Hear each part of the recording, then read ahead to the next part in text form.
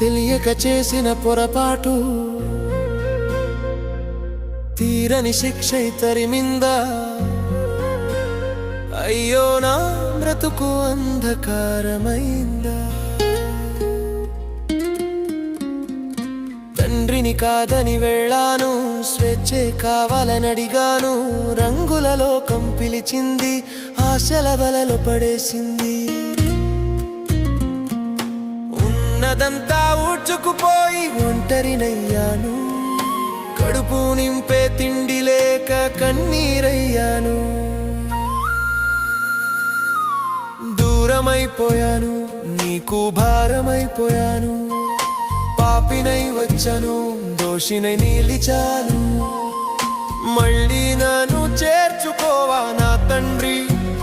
కొడుకుగా కాకున్నా పనివాడిగానైనా మళ్ళీ నన్ను